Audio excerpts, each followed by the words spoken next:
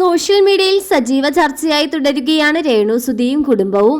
Album സോങ്സും short ഫിലിംസുമായി അഭിനയ രംഗത്ത് സജീവമാവുകയാണ് രേണു സുധിക്കെതിരെ ആരോപണങ്ങൾ ഉന്നയിച്ച് സുധിയുടെ മുൻ ഭാര്യ എന്ന് അവകാശപ്പെടുന്ന സ്ത്രീ രേണുവിനെതിരെ എത്തിയിരുന്നു. കൊല്ലം സുധിയുടെ രണ്ടാം ഭാര്യ താനായിരുന്നുവെന്നും താനുമായി പിരിഞ്ഞതിനു ശേഷമാണ് രേണുവിനെ സുധി വിവാഹം ചെയ്തത് എന്നും പേര് വെളിപ്പെടുത്താത്ത സ്ത്രീ വാദിച്ചു. കൊല്ലം സുധിയെയും രേണുവിനെയും കുറ്റപ്പെടുത്തുകയും ചെയ്തു. കൊല്ലം സുധി കടുത്ത മദ്യപാനമായിരുന്നുവെന്നും തന്റെ ഭർത്താവായിരുന്ന സമയത്ത് തന്നെ രേണുവുമായി മോശമായ രീതിയിൽ ചാറ്റിംഗ് ഉണ്ടായിരുന്നുവെന്നും ആത്മഹത്യ ചെയ്ത ആദ്യ ഭാര്യയെക്കുറിച്ച് സുധി പറഞ്ഞ കാര്യങ്ങളെല്ലാം പച്ചക്കള്ളമാണെന്നും വാദിച്ചുകൊണ്ടാണ് ഈ സ്ത്രീ എത്തിയത്.